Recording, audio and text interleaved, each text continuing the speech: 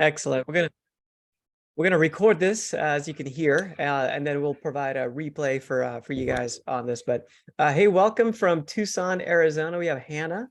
We've got Billy from looks like I missed the city on that one, but we have Racine, I believe is how you pronounce that. Okay, awesome. Wisconsin. Yeah. Okay, Wisconsin. We got Iowa, Bettendorf, Iowa. Awesome. Right. I know Brandon's from Iowa. I was born in Iowa. And they're right where Bettendorf is. Awesome. And then my wife is also from Iowa, so that's from Leon, Iowa, tiny little city there, or town. So welcome, guys. We have Nancy from Ohio. Welcome, Nancy.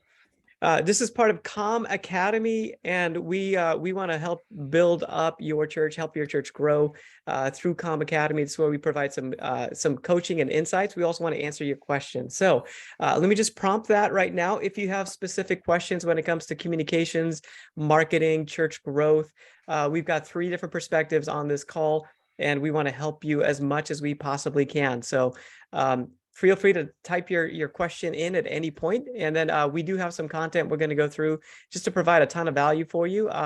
Basically, our topic today is how we're going to unpack how Vibrant Church went from 125 people per week to over 300 people per week within a year. So Pastor Brandon is the pastor of Vibrant Church. So we want to give you his perspective from a pastor. We're going to give you perspective from Dennis, who has been working with Vibrant Church on the marketing side. And then from myself on a branding perspective, just kind of helping you understand what we've done maybe with things through the website or signage, those type of things on the property. So once again, type in any questions you might have. Welcome, Sarah. I see you on the call. Good to see you as part of the call today. We'll send out the replay later on. So if you have anybody else that wants to watch this, we'll go ahead and send that out to everybody. All right. So with that, why don't we just do a couple quick introductions? We already went through introductions, but let's just do that real quick to reset who your coaches are today. So Brandon, why don't you take a moment real quick and let people know who you are?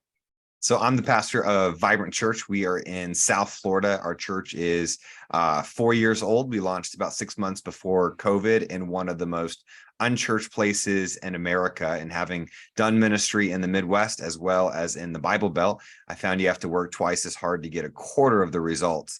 But what we have seen is just a great thing that God is doing in our city. And the majority of our growth has been unchurched people that have never been in church, or they have been in church in decades, which has been a really encouraging thing for us. And that's really where I want to kind of point towards today, is how do you engage the people that are not engaged within your city, within the context of a local church. Excellent. So again, my name is Michael. I'm with Church Brand Guide, and we do branding. We're an agency that helps churches to create brands, everything from logo to printed materials and websites. And then Dennis, why don't you take a moment? Yes, everybody. Hey, I'm Dennis Esteman. I am a church planter as well. So I was in South Florida, got married. Now I'm in Houston, Texas, but went through the whole church planting process. But with that, I own a digital agency called Hallelujah Social. And now we're going through a rebranding process called Sermon Clips, right, to help ministries leverage their content to really fulfill the Great Commission. My message, and what you're going to hear from me all the time, and if you join our community, you're going to hear me talking about how can we as ministries leverage digital. Again, not to promote our ministries. And again, I'm going to keep saying it, not to promote our ministries, but to do ministry. So that's what we're passionate about. And Michael, Brandon, and myself, we're going to continue releasing resources. Some of you guys are familiar with Canva for Churches, a free resource that we released, where we just provided ministries with hundreds of graphics.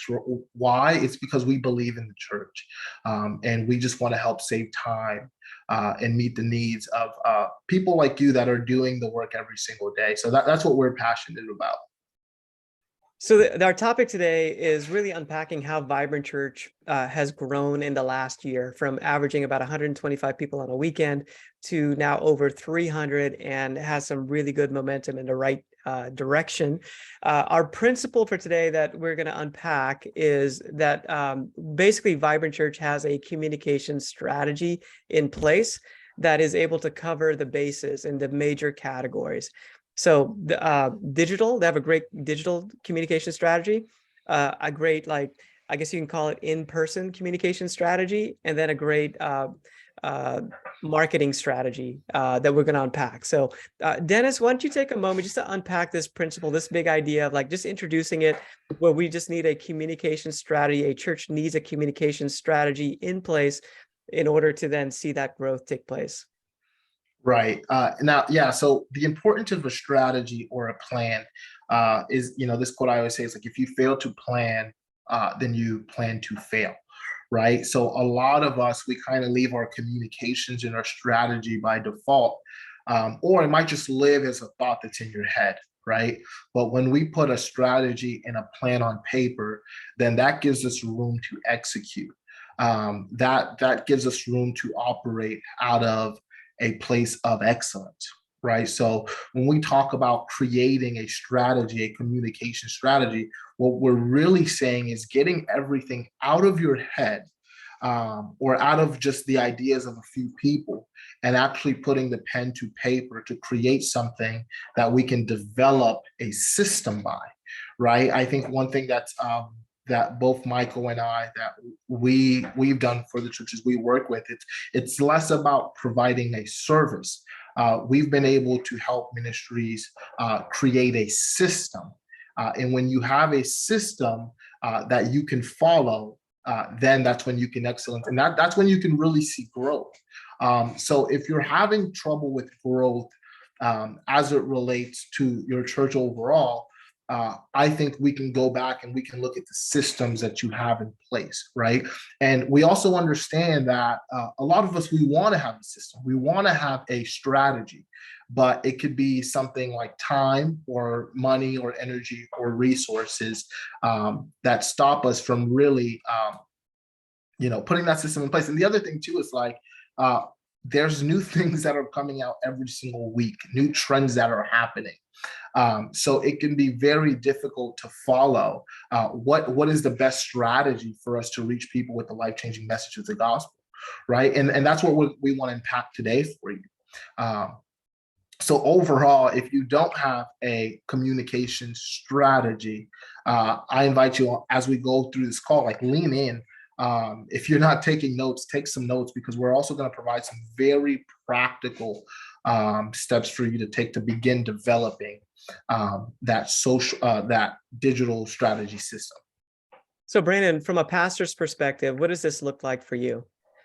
Yeah, so when it comes to social media strategy, it's easy just to look at some of the flagship churches and try to reproduce what they're doing without understanding why they're doing what they're doing. And if you don't understand why they're doing what they're doing, what you end up doing isn't going to be as effective as what they created.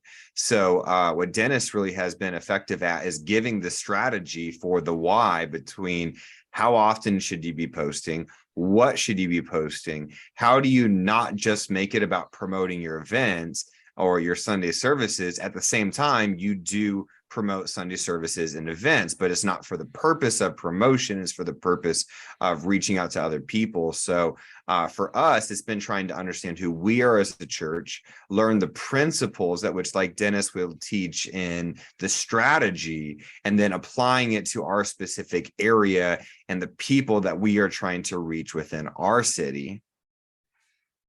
So what does the communication strategy look like for your church? Like, take a moment, just see what are some holes that you might have. If you have a question about Google Ads, or maybe design, or using Canva, or using something else, another tool, why don't you go ahead and put that in the chat? Let's see if we can get some of those going. What is your communication strategy? Is it good? In fact, right now, on a scale of 1 to 10, how do you feel about your communication strategy? Just put it in the chat right now. Let's see how people are doing with that. I know some churches are rebranding or in the process of doing that. I see some numbers coming in, 3 and then 2 and then 5 and 6. Okay, all right. So some kind of mediocre numbers, I guess you can call those. Good to know. If there's some specific things that you want to know about, again, just let us know what that looks like, so we can jump into that and help you out. So there's 4 major areas that we want to make sure we cover on this call. And the first one is social media. Then we're going to talk about branding. Then we're talk about sermon promotions, and then finally the marketing, like how to market things. So again, Vibrant Church has been doing this. We want to give you practical insights of what this looks like as we've applied it, so that we can put handles on it, and then you can grab it and be able to apply it at your church. So Dennis, why don't you start us off? Social media strategies. I know we can go super deep on just this topic alone, but give us the mountaintops and maybe some specifics in the next couple minutes, and let's put some handles on this topic. Awesome. Yeah. So when I talk about social media, there's a lot of things that your church can be doing, right? So I saw that there's a question on here that someone asked. I believe it was Crystal, about how much money should you allocate towards marketing, right? Specifically related to paid ads. So here, I'm going to give you guys the approach, and I'm going to give you guys within a couple minutes or so the exact strategy that I use for my clients. Again, the strategy that I use, it's nothing complex, it's nothing fancy, but it does require consistency over a long period of time. So before you go and you spend money on ads or things like that, first, let's get your church consistent with the things that you should be doing. So now here is the biggest opportunity of 2023. I believe one of the biggest opportunities of 2023 as it relates to social media is this idea of sermon clips. So we all seen things like TikTok, we all seen things like Instagram Reels, YouTube Shorts, all of these different, kind of forms of content that are showing up on your feeds. Now, here's what's happening now, so you understand. All of the major platforms have repositioned their platforms to focus on short form video content. Now, here's the opportunity for us as churches. The opportunity for us as churches is we've been producing content for years. We just have done a bad job of repurposing that content. So in terms of a social media strategy, what I would do is, if you record your Sunday sermons, I would take 3 clips every week from that Sunday sermon to share on social media. Okay, now you might be thinking, okay, Dennis, but what about the things that we have going on? So everything that I'm saying right now falls within this principle. It's, again, how do you use social media not to promote your ministry, but how do you use social media to do ministry, right? Or is everybody following here? If I can get a thumbs up. So it's how do we do ministry with social media? And what happens is when we start thinking about it from this lens, people actually start paying attention. Here's what I mean. When you just do marketing, that's just you telling people to come to something. Right now, what people want in social media is they want authenticity and they want a relationship. So you just saying, hey, we have this event coming up, or just coming to a Sunday service, that's basically you walking up to somebody and saying, hey, let's get married, right? If somebody walked up to you and said that, you would be confused because there's no relationship there. There's no relational equity. So this idea behind these sermon clips is to build relational equity with people. So now here's the next thing that you have to understand. Before, you would make a post on a social media platform like Instagram, for example, and what would happen is they would share that timeline with people who follow you. Well, they remove that algorithm, and now it's a discovery graph algorithm, meaning is they'll show the content to people that they think will engage with the content. And based on the engagement of that piece of content, and I'm going to pull it back full circle here, guys, so just stick with me. Based on the engagement of that piece of content, they are going to send it out to more people and more people and more people. And that's how you get that virality. So I have new accounts that I manage that within 3 months, they've reached over 3 million people, 0 ad spend. Right. So now I'm not telling you that you are going to reach 3 million people, but what I am telling you is you are going to see a growth over time as you start doing these sermon clips. So now the question is, how long should a sermon clip be? How do I identify the sermon clip? So so Brandon just preached a message this Sunday. So when we try to identify a sermon clip, is we try to identify points within the message that can add value to people. right? So the formula for a sermon clip is simply a hook, the content, and the call to action. So there's two forms of hooks. So the hook can either be Brandon says something like, hey, if you're struggling in your faith, then we would use that in the hook. Because the whole goal of social media now is we're trying to get people to do something called stop the scroll. Because when people are on social media, what they're doing is they're just scrolling through. And again, these platforms, they're going to push out your content without you spending marketing dollars. But we have to get people to stop the scroll. So it's not like, hey, my name is Pastor Billy, or my name is Pastor Chris. No, it's just, hey, are you struggling with anxiety? That's the hook. So whether the person says it on the video or you just have it in the text, and all of this you can do within these platforms, by the way. Now you have the hook. Now it brings them into the content. The hook is what's going to get them to stop scrolling and pay attention to what you're saying. Now, after that content is finished, you want to have some sort of call to action, whether it's a graphic on the screen or it's within what the person is saying. And the call to action can be simply something like, hey, like and follow for more, or it can be comment amen if you agree with this message, right? No, so now here's what we're doing. We're creating bite-sized content that can be anywhere from 15 seconds, 30 seconds to a minute long. Now, here's something for you to keep in mind. The longer the content is, the more people have to watch that piece of content, right? So if the content is a minute, the algorithms want to see that people are watching this piece of content for a very long time, right? But now here's what I can say. Once you start adding value, and you just start with 3 pieces of content a week, right? 3 pieces of clips a week, just 3 clips from your sermon, just adding value. What's going to happen is you're going to see over time, new people are going to start to follow your account. Now, the question that everybody's thinking about is, well, okay, well, we have groups happening. We have all of these events happening. Now, here's one piece of content that you need to add into your content system this week that's going to change the game for you. It's a simple slider. So basically, it's a graphic image where you'll get all of the pieces of content from that week. And that slider just says, this week at our church, or this week at Life Church, whatever the name of your church is. And then what happens, it's one graphic, and I can actually provide a template link for this in the comments if you're watching, and then we can make this available after. It's one graphic that tells everybody everything that's happening that week. So Monday, we have this. Tuesday, we have this. Wednesday. So everything is highlighted within your Monday post. Now, what that does is all of your promotional stuff can go out within the first day of that week. So then the rest of your week is just focused on adding value.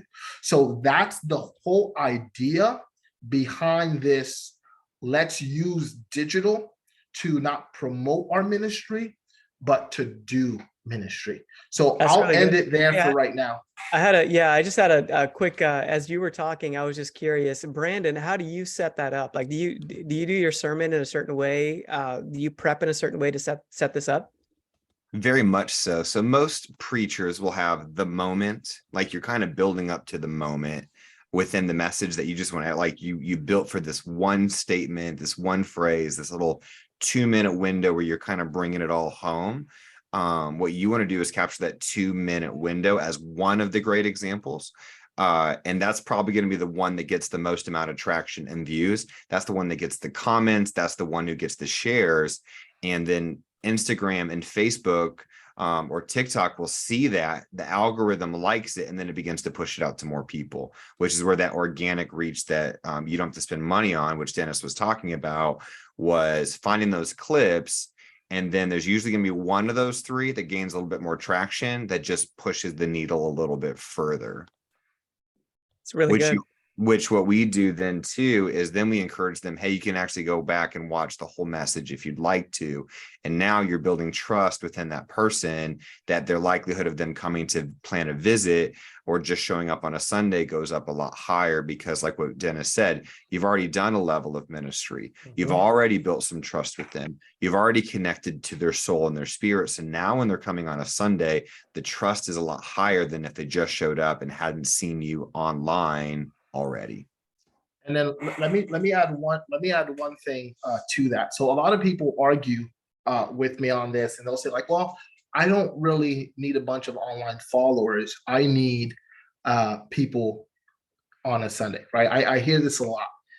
Now, here's what I would say to that for you to think about is that, you know, if your church is setting up a mission trip, you'd have to pack your bags, buy the ticket to go to Brazil or wherever you're going to reach people.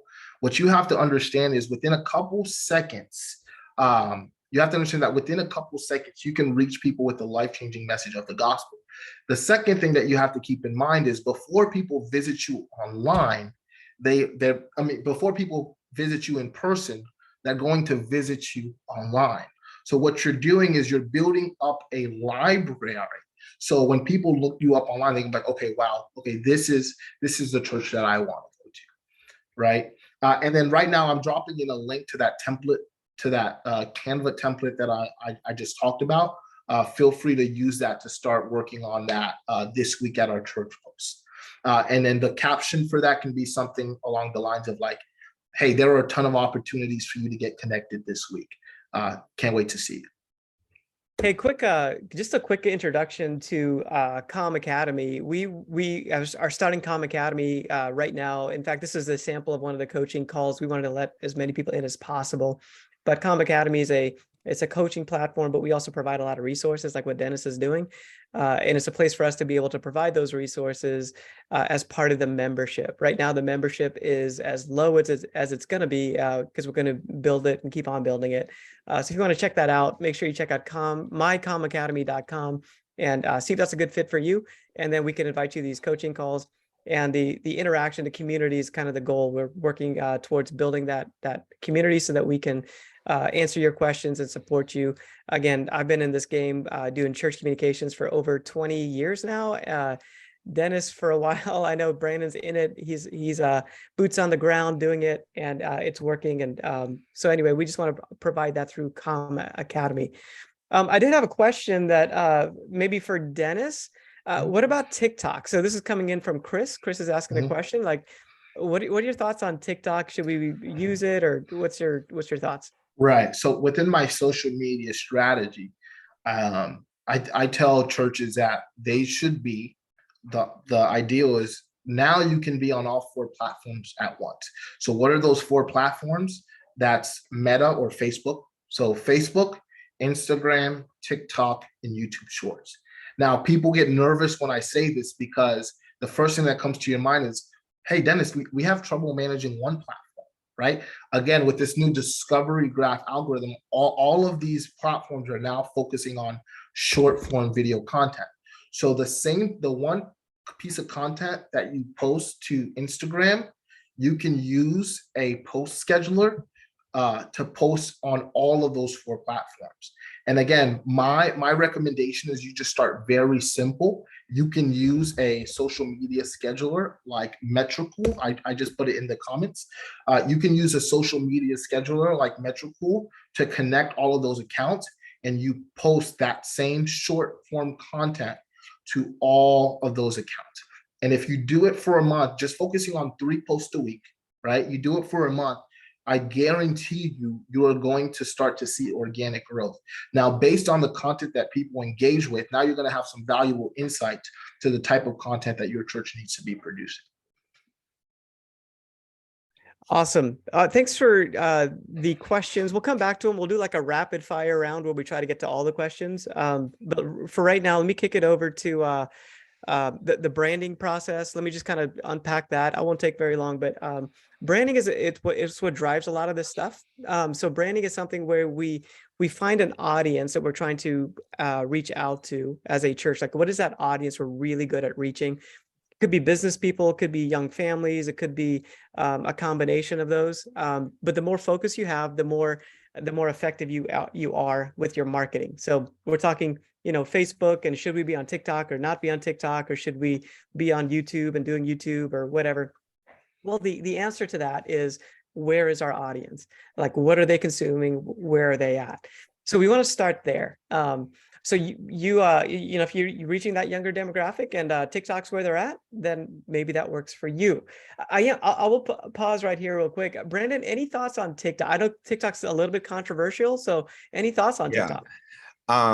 So there's a driving principle for us in our organization. which is whatever we're going to do, we're going to do it well. And if we don't feel like we can do it well, we're not going to say no, we're just going to say wait. So currently we do not have a TikTok, and a big piece of that is we don't feel like we have the right person to do TikTok well. So like Chris, we're on Facebook, YouTube, and Instagram. And what we're learning is Facebook is for people over the age of 30. Instagram is for people between the ages of 20 and 35. And right now, YouTube is everybody, but TikTok leans very much under the age of 25. Now, there are many people over the age of 25 that are using TikTok, but the primary user and the platform is designed around that age and demographic. So as our church continues to grow, we do intend to incorporate TikTok. We just aren't currently doing it now. All right. So any other questions you might have about the social media platforms, let us know. So again, branding starts with our audience. Who's the audience that we are really good at serving? It's like when you go to that restaurant, you're like, oh man, this place is great. It's perfect. But like somebody else can go to that restaurant and not like it. They don't have the same taste for that flavor of food, that you might have. So as a church, what is that? Like, who is it that would love coming to your church? And then double down on that. Like, I know with Vibrant Church, we are branding towards basically a guy that's got a family. He's a professional. He's roughly 35 years old. And we try to do everything with him in mind. So the colors we choose, the fonts we choose, the messaging we choose, the way we do Mother's Day, we're trying to make those decisions towards an avatar. So in marketing world, you create an avatar, and our avatar's name is Chris Broward, because we're in Broward County. And we just ask, hey, would Chris like this experience? And we just want to make sure that Chris is comfortable. And with that clarity, we create a very cohesive experience online and offline that is very attractive. They can trust it. They can trust the brand, so to speak, over time. And that's what we want. And then one other thing to drop when it comes to branding is that we want to move people in stages. Now, God can do whatever he wants to do. And I'll just, from a spiritual perspective, everybody is welcome. I'm sure you would agree with that. Like everybody's welcome. But from a communication standpoint, we just need to focus. Like, how do we focus on a point so that we aren't confusing? The more we confuse people, the more we lose people. In fact, that's a quote from Donald Miller. If you haven't read the book, Story Brand, Building a Story Brand, you should read that book. It's really good. But he talks about confusion. Like, it doesn't take much. And if somebody's confused, then you lose them. So move them in steps. How do we get them from online to moving them to coming to a first-time service? I'll submit to you the best way to do that is the website. So how do we leverage social media to drive them to the website? How do we, from the website, show them what the church is all about through pictures, answering their questions? The number one question that people have when it comes to coming to attending a church for the first time is, what do I wear? So how do we provide that answer through our website, bring down the walls so they ultimately decide to come to the church? So let's just create the website for that purpose. Like, what if it's 100% designed to get somebody to show up? That's the clarity that we want. And then when they do show up, the next step is, how do we get them to come back? And again, I'll submit to you, that's the lobby experience. That's the experience in the parking lot. How can that be awesome to where within the first 5 minutes, they're like, yes, I'm coming back. So that's within, like, before they hear the sermon, before they hear the worship, they're saying this place is awesome. I think that's one of the things at Vibrant Church that we've built, is this amazing guest experience from the street to the seat. That's one of the things that we emphasize quite a bit at Vibrant Church. So creating that great experience. And then from there, how do we get people that are attending, they come back? How do we get them to join the church? Like, what's the mechanism that we have in place for that? Do you have a membership process that's really easy to for people to get to? It's not 6 months down the road, but it's pretty quick. Like, you can get to that pretty quick. And then the final step in the process is, how do we create champions? How do we get people to feel like, man, I'm part of something that is awesome. I'm part of something that is making a difference in my life, and it's making a difference in other people's lives. And again, I'll submit to you, a great mechanism for that is by telling stories. Like, what are the stories in your church, and how can you tell those stories on a regular basis? Right now, we at Vibrant Church, we're working on that, and we're trying to capture stories just using a very simple setup. It's a tripod with an iPhone and a little lapel mic, And then we just try to get somebody that has a story that they want to share, and we record that story. And there's 3 parts to it. What's the problem that you had? How has Vibrant Church been a solution, or how has God been a solution for you? Like, what's your God moment? And then number 3, how's life different now?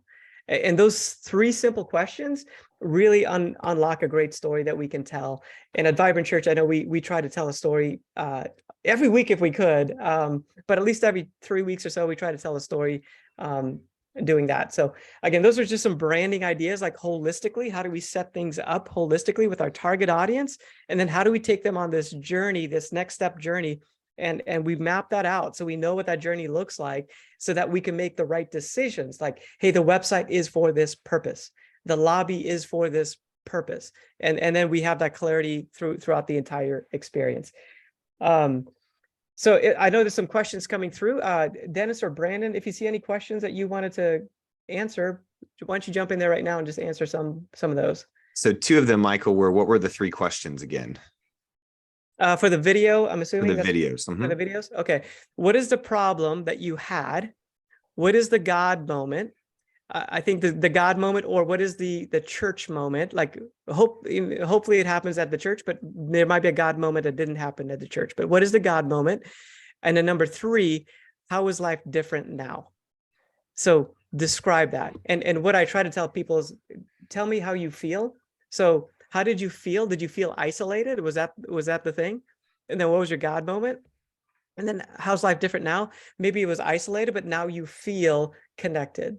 So those are great ways for them to, in fact, we have a cheat sheet inside Calm Academy. I'll write down a note, like I need to create that. I need to provide that cheat sheet. It has a list of a bunch of words, like 50 words that are kind of negative words, and then 50 words that are positive words, so that when people are telling their story, they can just kind of circle some of these words, and then it's a little bit easier way for them to tell their stories. That's a cheat sheet that we use at Vibrant.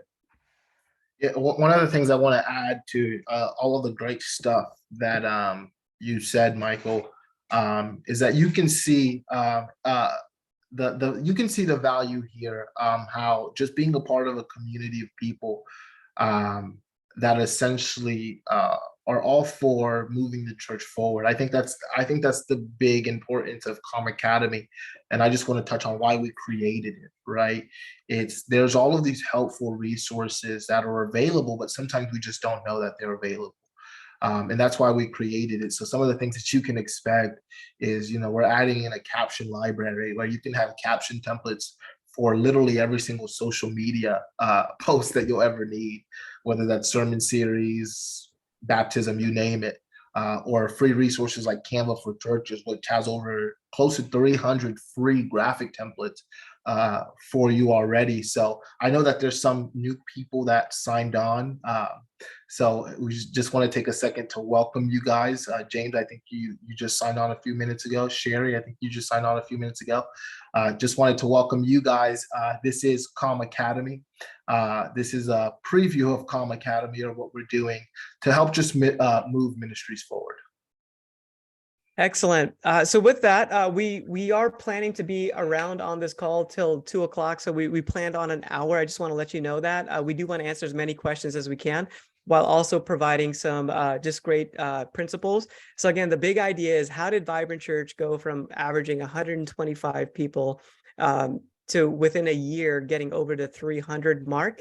And again, we've kind of hit on a couple things. Social media was a big part of that, having a clear social media communication strategy, having a clear brand strategy, like this is our brand, this is our target audience, and these are the steps that we have for them.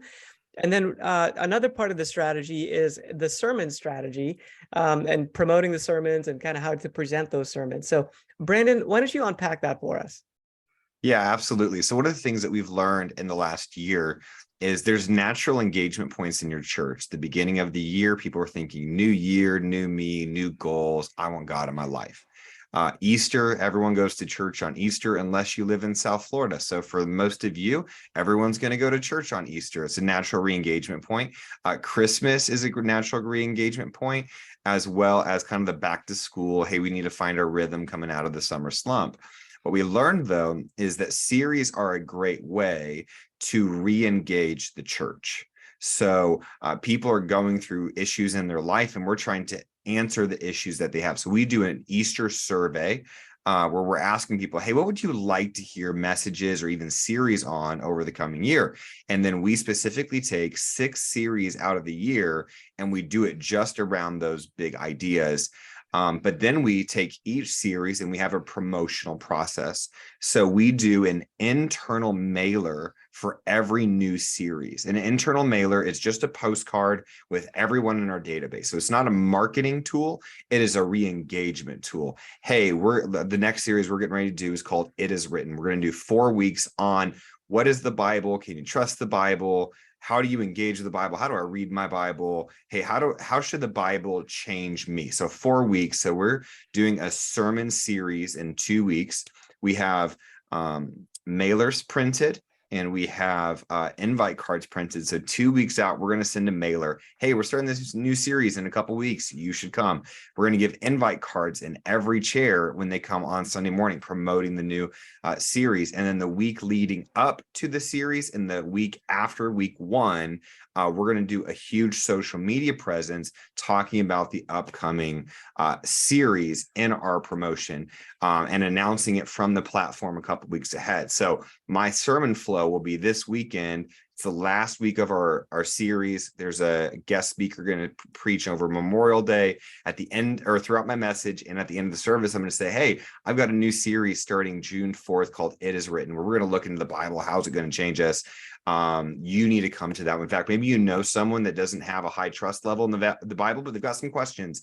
You should invite them to the series. Hey, if you've ever not known how to read your Bible, where to start when you read your Bible, we're going to answer those questions. Hey, you need to come back in 2 weeks. Did I mention that on June 4th, we're going to do a new series? And oh, hey, maybe you know someone. Here's an invite card. So someone who hasn't been to our church in a while gets that mailer and they're like, oh, I think I would really like to go to that new series. We should go. And then they bring their family back. So it creates new re-engagement for people who maybe just come at Christmas and Easter. Well, they might come now for a whole series because they want to learn more about relationships when we're doing a relationship series. So we are using series as intentional connection points to re-engage people who don't come every week or we haven't seen in a while, as an internal mailer, invite card, social media presence, trying to bring them into whatever the length of our series is. So I like the systematic approach of that. So for me as a designer, so maybe you're on the call, maybe you're the pastor, or maybe you're like the designer or the communications person, but that really sets us up well when Brandon's like, hey, every series, like this is the playbook for it. So again, if you're trying to take notes on this, it's we basically do a mailer, an invite card, a screen. Am I missing something, Brandon? Is that social media? Oh, and social media. So, and at every time, whenever there's a new series, like we don't have to ask, like we just know, like that's what we're doing.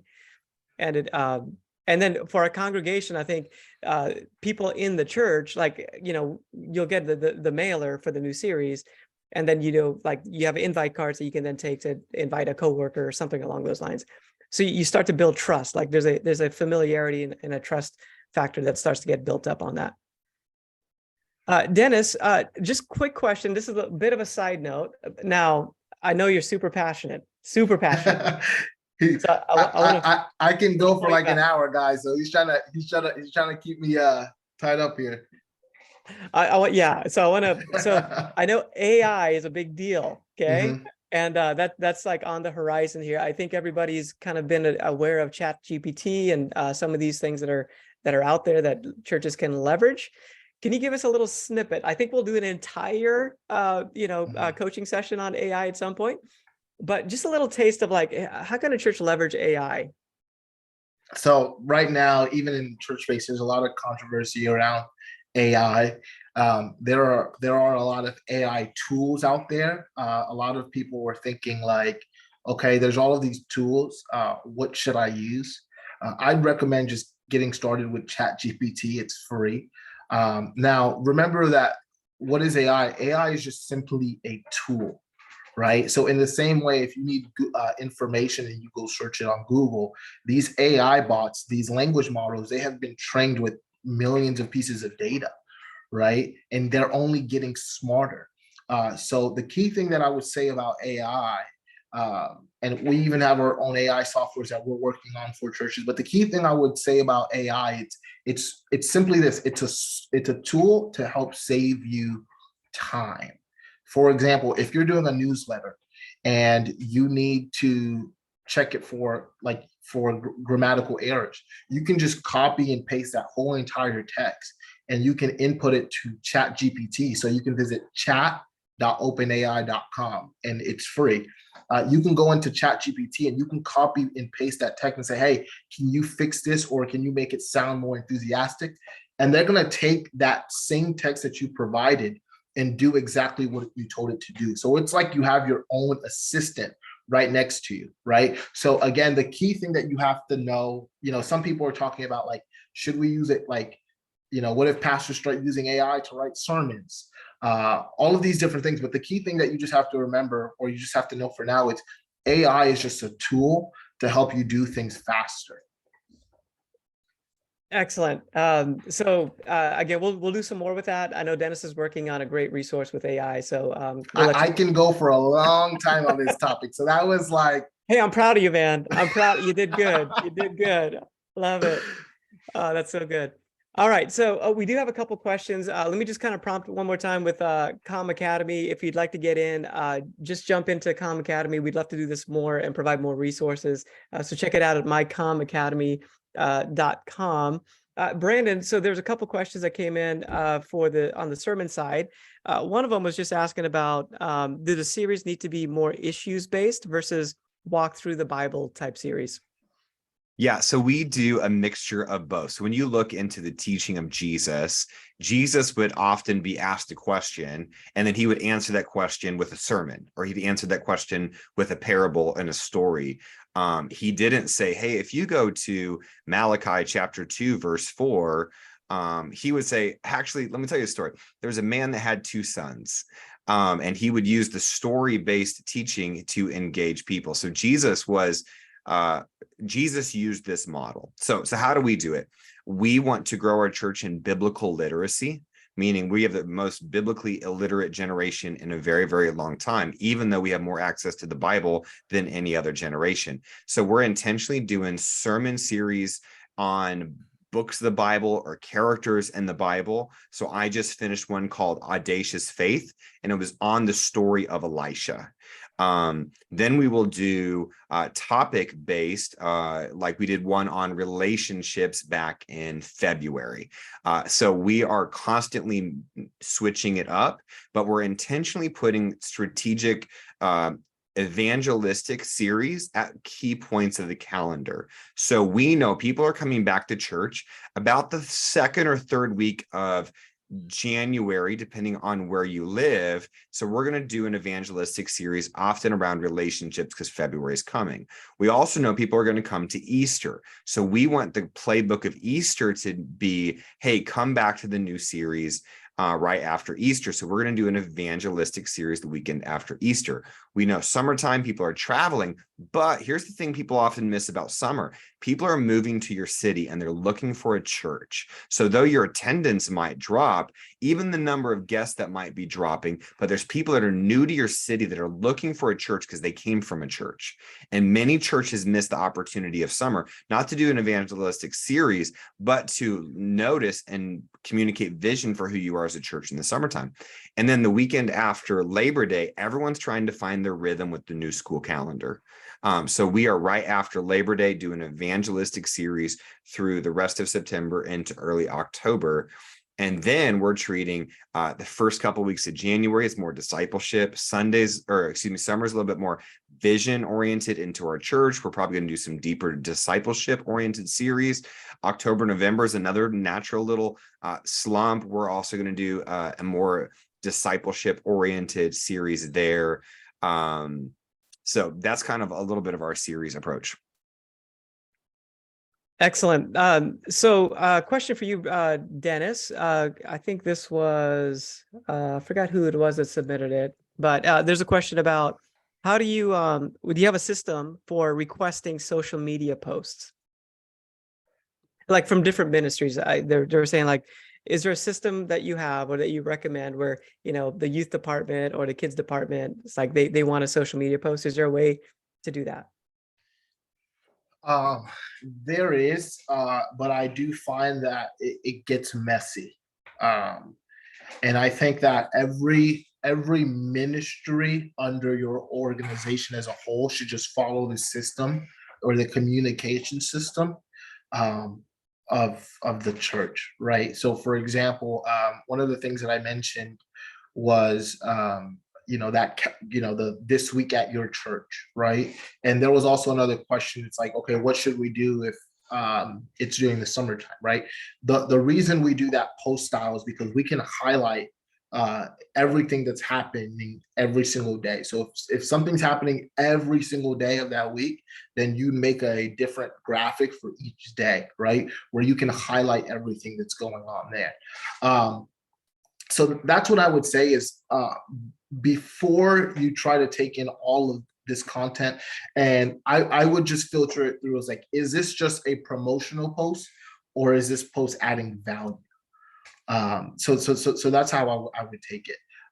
If it's promotional, I would say be careful because then you're missing out on the opportunity of social today, right? And I know like what I'm teaching you today, a lot of people have not grasped this idea yet, right? That we're doing ministry, we're not doing marketing, right? I think we have to make a big pivot. So now here's a practical way where you could do that. If you wanted to create that system, I would say just go with a Google form that you can provide to like your youth director or whoever it may be, and they can just fill out a form using Google Forms, making that request, right? But I would keep everything under the big umbrella of that model I provided. And I'll just kind of add to that. When I was in the role of a communications director at a church, as much as possible, I tried to create a system in advance. So it's a system that like Brandon was talking about when it comes to like promoting your sermon. Like, here's just what we do. And so again, here's an event package. So if a ministry has an event, like, here's what we do. So it's maybe it's a screen graphic, it's social media graphics, it's a poster, it's a I don't know, whatever else you want to put in there. You can create like a list of like, here's what we do. And then in advance, for at the beginning of the year, you can kind of look at all the events that are happening throughout the year and then just kind of say, here's what we're going to produce, for those events and work in advance as much as possible. Now that helps a lot. It doesn't eliminate everything, but it does help a lot. So if the kids ministry has a VBS and they want to promote it, well, then in January, that's coming up, and then you can say, hey, we're going to provide you with 5 social media posts. 4 of them are going to be helpful, and then 1 of them is going to be the ask of some kind. So then, when it comes time to promote it, that department should be happy, and you're good to go. So how much, again, that's a really good, it's kind of a clean, simple system, but it eliminates about 90% of the back and forth, to do something like that. There's going to be a few things here and there, but it does help out quite a bit. One thing I'll add to that with Michael, when you're trying to decide what to post as it relates to social media right now, I would say just lead with value, right? So when I talk about content as a whole, the content that does best is search-based content. So if there's let's say if there's a series talking about the Sabbath, so you would put in the caption the importance of the Sabbath. So think about like, what are people searching, or what would somebody search about that topic? Leverage search-based content. So what I'm not saying is like you can't be promotional at all, right? But I'm just saying that there is a place for it. So if like, for example, Michael mentioned VBS, I think there's a way where you can lead with value, and then in the comments section, you can promote VBS, or within your email list or your newsletter, you can internally promote that to get that shared with everybody. Excellent. So we are just about ready to wrap things up. If there's somebody on the call that would like to unmute to ask a specific question, would love to give you an opportunity to do that. If that's you, maybe in the comment, just say, I have a question, something like that, and then we'll find you and unmute. And then just want to give you that opportunity to do that before we close things out. I just wanted to hit on a couple things. Marketing wise, we can do a little bit of a rapid fire on this one, but Brandon, Vibrant again has grown from 125 to over 300 in the last year. From a marketing perspective, what do you credit to getting that growth? Yeah, marketing has been a huge piece of it. So marketing is how you get a first-time guest. It's not how you grow. How you grow is you have an experience that they've come to and they want to come back to. So we work on both of those. So marketing that has been very effective for us is we run a Google ad.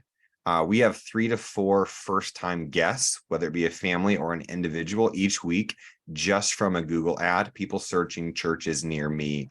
We have, it's a big city, big population density, and based on the size of your community would shape the budget at which you would do that. And then in the back end, we're working on our natural search engine optimization to make it so we just naturally rank high within Google. And that just takes time. Some things you can do for free that really help on the Google space is Google's all about reviews. So if you can get your volunteers, your staff, some people who just love your church to leave reviews on Google, leaving 5-star reviews with a comment, and then you reply back to those reviews, those really cause you to rank higher within that Google space. But Google's been the #1 source of a first-time guest outside of word of mouth. Word of mouth is for sure #1. Oh, my friend invited me, my coworker invited me, my cousin invited me. So we're very much growing from word of mouth. Google's #2.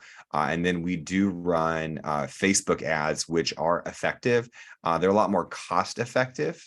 And then we have done traditional postcard mailer, and that has been very helpful as well. Excellent. And then I think just a couple things to add to that. Pastor Brandon in church actually took a moment. We have this kind of gathering of the dream team, the people that volunteer at the church, and I think he's like, "Hey, can everybody pull out your phone right now? Go to Google, leave a review." I think you did that once or twice in the early days. So I mean, and that wasn't on a Sunday. That was with just our volunteers. I would not, to answer Hannah's question, I wouldn't do it on a Sunday morning with the whole church. I would unapologetically ask your volunteers. If they're volunteering in your church, they love your church, and they will gladly leave a review for you. So that is a very, very fair ask to ask them to do so. Also pay attention to the website, the search engine optimization of the website. We want your website to pop up when people are searching for churches near me. That's one of the big things that we hear all the time when we ask people, how'd you hear about the church? It's usually we went on Google and we search for a church and the church popped up. Another side note to that is make sure you have great pictures of the church environments on the church website. We just want people to know exactly who comes to the church, what to wear. You know, pictures, they speak 1,000 words, and make sure they're all over the website. Get a professional photographer to do it if you can. It makes the website look great. So if you want to hire like a wedding photographer to come out, or more than likely you have somebody in your church that knows how to do that. So make sure you have some great photos. We recommend taking photos and updating the photos on the website every few months. So maybe once a month or so, you pick a date and you just have that volunteer photographer that's really good. Just take photos, store them in Google Drive, and then that way you have a library of photos that you're stocking up in that. Yes, Brandon. One comment on that, Michael, that is so good. But your pictures need to reflect who you authentically are. I once went to a church it was a very large church that maybe had 10 Black people who went to their church, but there was a Black person in every other picture. So if you were Black and you checked them out on Instagram, you would think the church was 20% Black. And then you show up to church and it's a white church with a few Black people that show up, and nothing will discredit trust faster than not being authentic. You need to be authentically who you are. And Yeah, your we pictures That's online good. should reflect that. we could probably do a whole session on the photography thing too. One thing that I'd caution you on the photography is church can be very spiritual, like there's very intimate moments in church, but we don't want to throw those up on the website either. Like Right. let's show like happy results versus like that intense spiritual moment. So somebody's checking out the church for the first time, we just want them to feel like, oh yeah, I can attend. I'm not gonna have to like share my soul, when I go to church this weekend. And that's one of the things I would add, that we're going to be talking through a lot within the Calm Academy community. So within the Calm Academy community, we're going to do sessions like this where we go over everything, where we go over strategy, but then we're also going to have separate what we're going to call workshops, right? So we might take a specific topic, because a lot of these topics we can dive in for about an hour. One of those topics is building culture, right, and building a team. So a lot of these things that we're talking about, there's strategies to get people in. But when you come into the Calm Academy community, it's also strategies on how to keep people engaged. Really good. So yeah, we are again just about ready to wrap this up. We want to honor your time. We typically go for an hour. And is there any questions, I guess, Brandon and Dennis, that are in the chat that we haven't gotten to, like that we can just answer real quick before we close things out? And then if you're on this call and you have any final questions, like let's just throw those in there real quick, and we'll see if we can get to them before we wrap it up.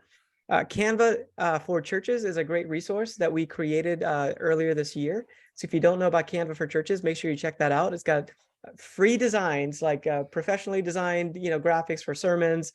There's hundreds of designs on there you can just download for free. We like Canva. In fact, we'll unpack Canva more in the future. We like Canva because it makes it really simple for churches to win versus like an Adobe Photoshop or Illustrator. As a professional, I prefer Photoshop or Illustrator, but Canva helps people win. So let's do that as much as we can. Canva also has a free version for nonprofits that you can get the Canva Pro for free. And then Chris and Crystal asked the question, do you do release forms for pictures? For us as a church, and some churches go both ways, for us, we do not do release forms, but we do put on the parent card the first time that they check their kid in, that we take pictures in the kids ministry. And we don't let them say yes or no. We just admit, hey, we take pictures, and we use those pictures. For most parents, they love to see their kid. Like many parents say, oh, I'd love my kid to be a model. People like getting their picture taken. So we haven't had issues with that. We just let parents know, because the kids is the biggest issue. We just let parents know on the front end, hey, we do take pictures, and we do use those for our website and social media. Okay, Dennis, did you have any final questions or answers that you wanted to point out? Yeah, so there was one about the recording. I just want to make sure that if you want to go ahead and drop your email in the chat. I don't know if there was a registration page for this recording. Was there, Michael? We'll send this out to everybody who was on the call. So yes, we'll provide that recording. All right. So if you're on this call, then you'll have that recording. Yeah, straight to your inbox. I think the key thing that I would say from key takeaway is, well, one, the first thing I want to do is I just want to thank everybody for signing on. Right, you took an hour out of your day, out of your busy day, to come learn, to come grow, and I think that speaks volumes to who you are, in the impact that you're trying to have in the kingdom. And I want to just invite you guys, come on the journey with us. A lot of these things that we just briefly mentioned, I want you guys to, visit mycomacademy.com. Come on the journey with us. We're going to dive very deep into all of these topics. There is a dollar amount associated to it for the time and the resources that we're providing. But the benefit is the price that you do lock in at. That's going to be, where we keep you. But yeah, come along the journey with us. Again, we have a lot of exciting tools coming down the road. I briefly touched on the AI. I briefly touched on the caption system for all the captions you'll need. Access to all of the courses that we're releasing. This is going to be pretty special. I know I enjoyed my time here, and I just can't wait to just help you guys grow. One of the questions early on in the call was how much budget should we allocate towards marketing? So we, as churches, every church spends money trying to gather people, whether you do a picnic at the park and you're paying for food, trying to gather people so people meet guests, or whether you spend money on a paid Facebook ad or you're trying to spend money to gather people. It's a great use of money spending towards marketing. How much really depends on the size of your community and your community's awareness that your church exists. So I live in a very high population density city, and there's a lot of noise in my city. So it's more expensive due to the size of my city. And for many of these platforms, Google, it sells ads. That's how they make money. YouTube sells video views by marketing. So all of these platforms, their algorithms are built on pay to play. So I would encourage you to find the platform that is most effective for you. For us, we found it was Google. Pre-COVID, we found it was Facebook. Right now, we're noticing a shift. I think it's going back towards Facebook and Instagram, equal, if not better, than Google was. So we're constantly learning and then allocating budget dollars accordingly. So for us, our starting point is about 5% over overall budget going towards letting people in our community know that our church exists. But again, we're a young church and most people in our city do not know who we are. They've never heard of our church. We live in a very transient community. So there's a lot of people that are moving to our city all the time. So depending on the size of your city should determine the budget at which you show allocation. Awesome. Yeah, thank you. I love the practical numbers on that. So let's wrap it up for today. This is a shotgun approach today. We want to kind of show kind of a wide range of here's the topics that we can cover. In the future, we'll come back with these coaching calls on a regular basis for you guys that are part of Com Academy. We'll go deeper into a topic. But I think the thing we're looking forward to the most is being able to get your questions in advance and then being able to do a deep dive specifically to help your church in your situation, to help you be able to maybe solve some of the problems you have when it comes to communicating, marketing, those type of things. All right, so let's close it out for today. Thanks again for joining us, and we'll send that email out with the replay in the next day. So take a look out for that. But we'll see you on the next one. Thanks for joining us. Bye, Thank you, everybody. Hey, Chris, good to see you. There's a face back there. All right. Take care.